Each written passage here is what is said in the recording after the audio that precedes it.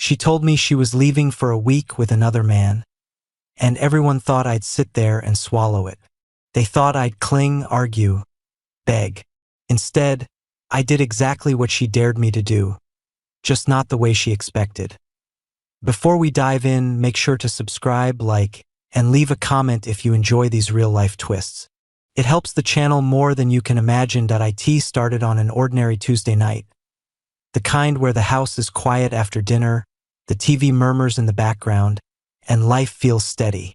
I was on the couch scrolling through the news when my wife, Lauren, stepped into the living room with that look. The look that says the verdict is already decided, and your opinion doesn't count. She crossed her arms and said, "I'm going on a trip next week, leaving Friday morning, back the following Friday." Just like that, as casually as announcing she bought more detergent. I looked up slowly. A trip? Where? Seabreeze Cove, beach resort. Some people from work are going. And then she added, too quickly, a group thing. But I already knew the name she was avoiding for months. One man kept slipping into her stories more than any colleague ever should. Rick. Rick said this. Rick recommended that. Rick made her laugh at meetings. Rick suggested a new lunch spot, one she suddenly loved, so I asked what any man with a pulse would ask. Is Rick going? She didn't blink. Yeah, he booked it. A full week. A beach resort. With the man whose texts lit up her evenings, whose jokes made her smile while ignoring me, whose late work nights always included her. You're telling me, I said slowly, that you're going on a week-long resort vacation with Rick, and you're informing me the week before you leave? She rolled her eyes, actually rolled them. It's not like that. We're adults. We're colleagues. Stop being dramatic. I sat up. When did you plan this? A few weeks ago. Weeks. And she'd waited until the night before she started packing to mention it. I wasn't angry, not yet. More like a cold clarity settling in. And you didn't think to ask if I was okay with this?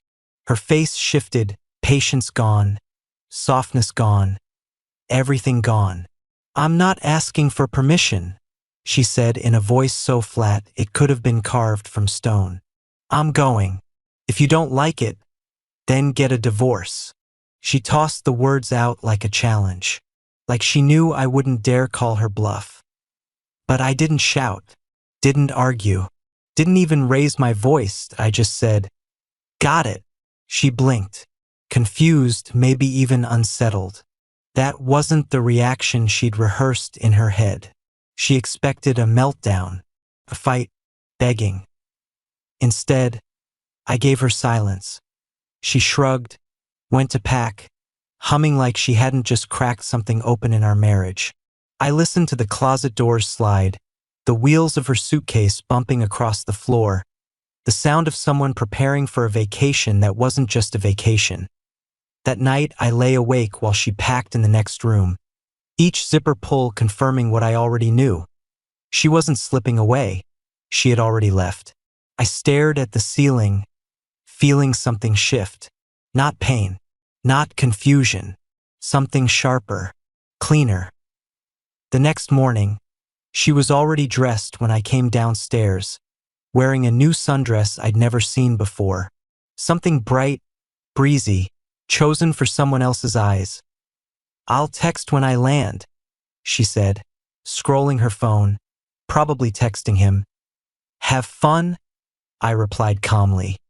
She hesitated, suspicious of my tone, but I kept my face neutral.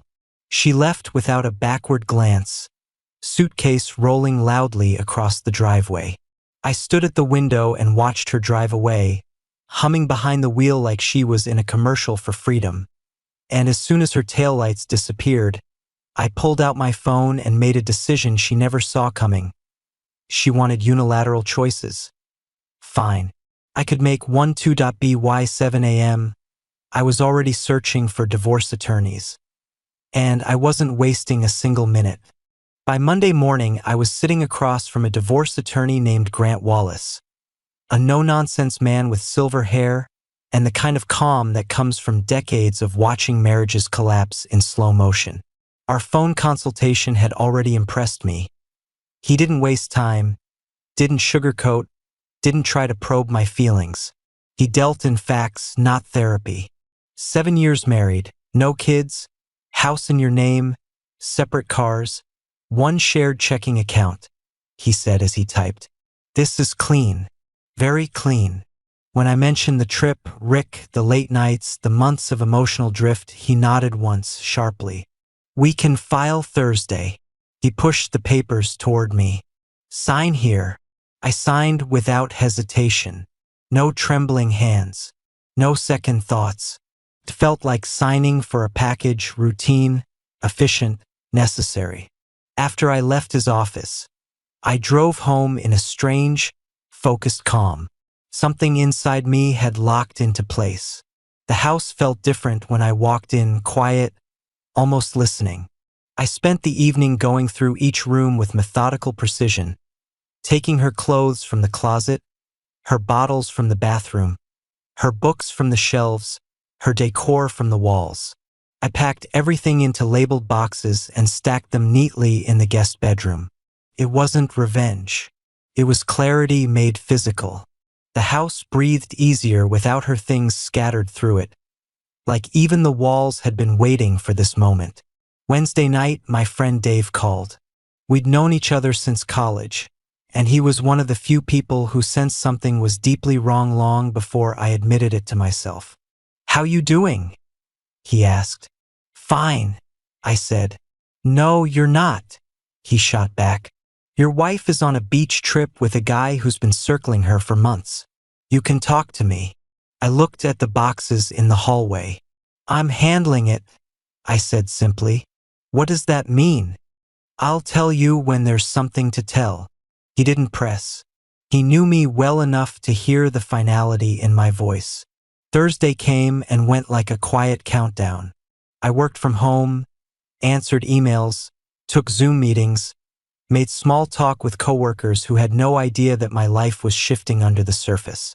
In the back of my mind, I kept replaying how Friday would unfold. She'd walk in expecting the same house, the same husband, the same unspoken forgiveness she'd relied on for months. She had no idea the ground had already moved beneath her feet. That evening, for the first time all week, she texted something more than travel updates. Can't wait to be home tomorrow. Miss you. I stared at the message for a long moment. Miss you. After ignoring me for days. After flaunting a trip she never asked me about. After telling me that if I didn't like her choices, I could divorce her. Now she missed me. I didn't reply. Friday morning I woke up early. The house was spotless, quiet, ready. I made coffee, showered, shaved, put on a clean shirt. The divorce papers sat in a manila envelope on the kitchen table. Her boxes were stacked in plain view in the guest room, the door deliberately left open. A locksmith was scheduled for later that afternoon. At 3:15, I heard her car pull into the driveway. My pulse kicked once, hard, but my hands stayed steady. I stood in the kitchen, leaning lightly against the counter, the envelope in plain sight. The key turned in the lock. The door opened. She stepped in, sun-kissed and glowing, dragging her suitcase behind her with a relaxed smile, like she'd just spent the week living a life where I didn't exist. She saw me and gave a casual little wave. Hey, she said. Trip was amazing. Of course it was. She headed straight for the fridge without a second glance, humming as she pulled out leftovers. She ate cold food from the container, leaning against the counter as if the world still revolved around her ease and comfort. So, she said lightly between bites, did you think about what I said before I left? I kept my voice level. About the divorce? She nodded without hesitation. Yeah, I meant it. If you can't handle me having my own life, maybe we should rethink things. I gestured toward the table. You might want to look at what's sitting behind you. She turned, confused. Then she saw the envelope. She froze. Slowly, she set down the fork, reached for it, and pulled out the papers. Her tan drained into something pale, almost gray. Her hands shook as she flipped through the pages. "What is this?" "Divorce papers," I said calmly.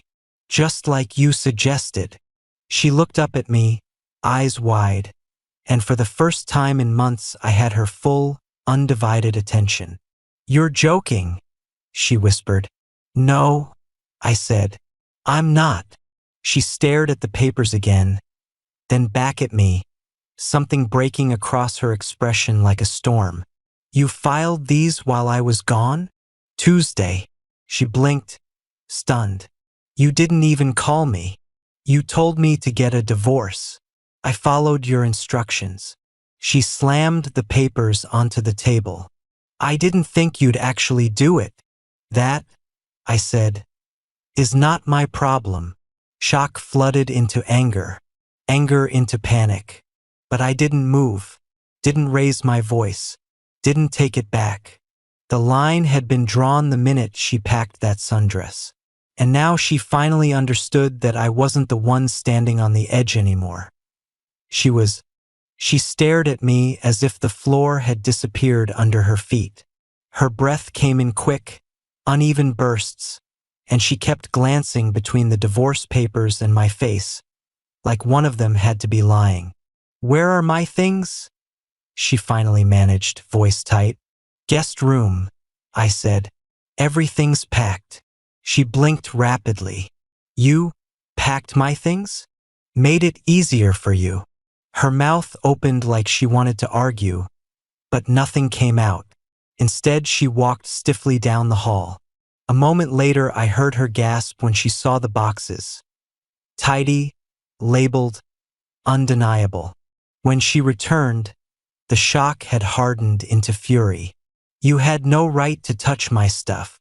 "They're your things," I said calmly. "You'll want them when you leave." She stepped closer, trembling. "I'm not leaving. This is my home too." "No," I said evenly. "It's not. The house is legally mine. You're not on the deed. You never contributed to the mortgage. You live here, but you don't own an inch of it." Her face flushed crimson. "You're kicking me out?" "You have until tomorrow morning." She sucked in a sharp breath. "You can't do this." "I can," I said, "and I will." She grabbed her phone with shaking hands. "I'm calling my mom. Go ahead." She turned away quickly, voice cracking as she spoke. "Mom, please come. Now." I went back to the living room, opened my laptop, and started answering emails as if this were just another Friday. 10 minutes later, her mother, Valerie, stormed into the house like a thundercloud. "What did you do to my daughter?" she barked. I stood up slowly. "I filed for divorce. She told me to." Valerie's face contorted. "She went on a professional trip? To a beach resort," I cut in. "With a man she's been far too close to for months." I questioned it. "She told me, word for word, to get a divorce if I didn't like it." My wife let out a sob and clung to her mother's arm. "He shoved me out of my own house," she wailed. Valerie glared at me. "You can't throw her out." "Legally," I replied. "I can." Valerie sputtered something about morality, loyalty, vows, but the law wasn't sentimental. She eventually ushered her daughter down the hall to collect the boxes. I watched them load the car from the window. What struck me wasn't anger. It wasn't triumph. It was the strange stillness inside me, like the quiet after a long storm. She came in one last time, tears streaking down her face. "You're making the biggest mistake of your life," she said, voice shaking. "I don't think so," I answered. "You're going to regret this." "Not likely." She stared at me, this time not furious, not confident, just lost. Then she turned and walked out. The door slammed. The taillights faded. And for the first time in half a year, the house felt like mine again. An hour later, the locksmith arrived. By 7 p.m., every lock in the house was replaced. When he left, I sat down with takeout and a beer, the silence around me calm, even warm. At 8:10, my phone started buzzing. Her name, again. On the fifth call, I answered. Her voice was calmer now, carefully controlled, almost rehearsed. We need to talk. No, we don't. Please, just listen. There's been a huge misunderstanding. There hasn't. Can I come over? We can talk face to face. Absolutely not. Her tone sharpened. Why are you being so stubborn? I almost laughed. Stubborn? That's the word you're going with? She inhaled shakily. I made a mistake. Okay? I shouldn't have said what I said. I shouldn't have gone on the trip. I wasn't thinking clearly. You were thinking clearly enough to buy a new dress for it. Silence. Then a thin whisper. I love you. Funny, I said. How that only comes up now that there are consequences. Her voice cracked. What do you want me to say? Nothing, I replied. The divorce is happening. You're really ending 7 years over this? I'm ending it because you ended it months ago. There was a long pause. Then, cold as ice. You're going to regret pushing me away. I have rights. I hung up. The next morning, I unblocked the phone long enough to see 17 missed calls and a series of messages that swung wildly between begging and veiled threats. I blocked her again. Weeks passed quietly, almost suspiciously quietly, until my attorney called to say her lawyer wanted to discuss settlement. There's nothing to settle, I told him. Exactly what I said, he replied. She tried arguing about the house, but the law was clear. A few days later, he called again. She's claiming emotional distress. I laughed out loud. She told me to get the divorce.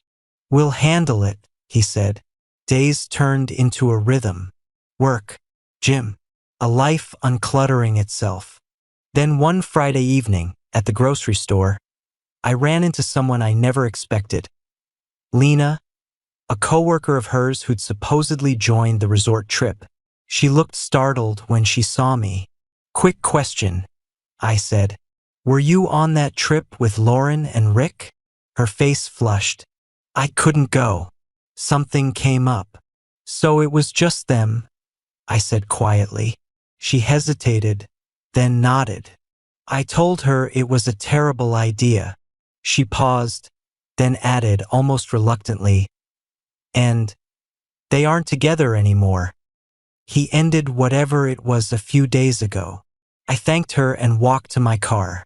I felt no satisfaction, no victory, just clarity.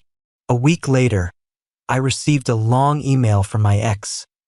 Apologies, memories, promises. Yet never once addressing the truth of what she'd done. I forwarded it to my attorney. 3 weeks later, he called. She signed. It's done.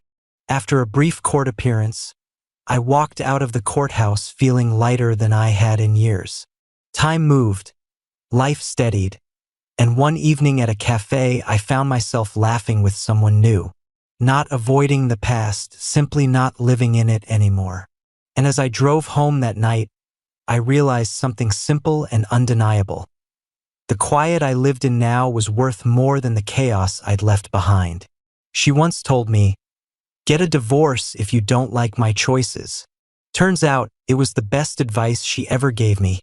If you enjoyed this story, don't forget to subscribe, like, and leave a comment. Your support helps bring more stories like this to life.